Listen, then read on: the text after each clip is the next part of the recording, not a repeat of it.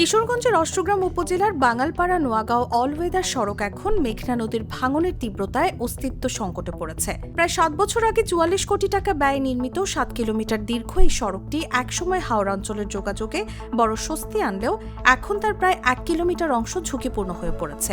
ভাঙনের কারণে ইতোমধ্যে ফসলি জমি, বিদ্যুতের খুঁটি ও সড়কের অংশ নদীগর্ভে বিলীন হয়েছে। ছড়িয়ে পড়েছে আতঙ্ক। স্থানীয়দের অভিযোগ, দীর্ঘদিন ধরে ভাঙনের সংকেত থাকলেও কার্যকর কোনো প্রতিরোধ ব্যবস্থা নেয়নি সংশ্লিষ্ট কর্তৃপক্ষ।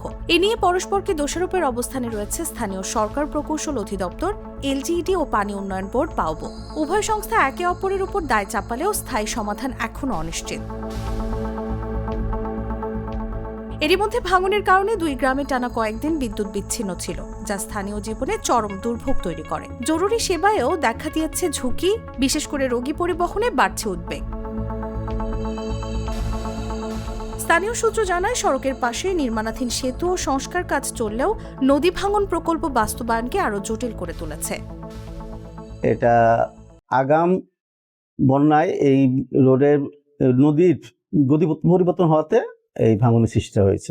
নদী এই শাসনের দায়িত্ব দিতে পানি উন্নয়ন এবং বেদলটিয়ে এখন নদী, ওরা তো এখানে কাজ চলমান, ওরাই তো এটা পরিবর্তন করতে পারতো। এটা তো আমাদের এত চিন্তা, আমরা তো উপরে কাজ করি, আমাদের এলজিডি আর নদী শাসন ওইটাই তো ওরা দেখতে পারতো। এটা তো আমাদের তো এখানে কোনো ভূমিকাই থাকে। নদী শাসন ওরা কোথায় ভাঙতেছে, কি হচ্ছে, এ তো ওদের সার্ভে করা দরকার না আগে?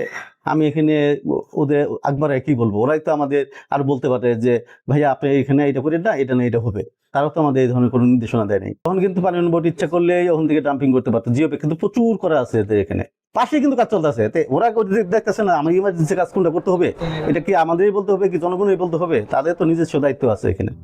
প্রশাসনের পক্ষ থেকে বলা হচ্ছে দ্রুত ব্যবস্থা নেওয়ার চেষ্টা চলছে, তবে নদীর গভীরতা ও ভাঙনের তীব্রতা পরিস্থিতিকে কঠিন করে তুলেছে।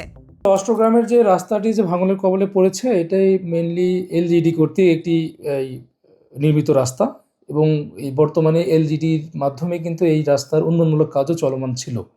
তো আমরা পানি উন্নয়ন বোর্ডের পক্ষ থেকে হয়তো বা সাময়িকভাবে আমরা এই বালি ভর্তি জিও ব্যাগ ডাম্পিং কাজ শুরু করব, কিন্তু এই রাস্তার পার্মানেন্ট প্রোটেকশনের জন্য এলজিডি দপ্তরকেই কিন্তু এই প্রয়োজনীয় ব্যবস্থা গ্রহণ করতে হবে।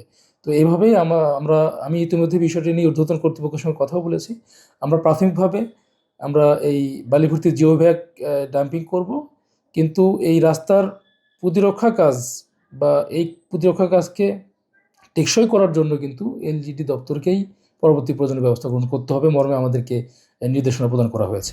সব মিলিয়ে হাওরের বিস্ময় নামে পরিচিত এই অলওয়েদার সড়ক এখন টিকে থাকার লড়াইয়ে, আর স্থানীয়দের শঙ্কা, দ্রুত ব্যবস্থা না নিলে এটি পুরোপুরি নদীগর্ভে হারিয়ে যেতে পারে। নিউজ ডেস্ক, জাগো নিউজ।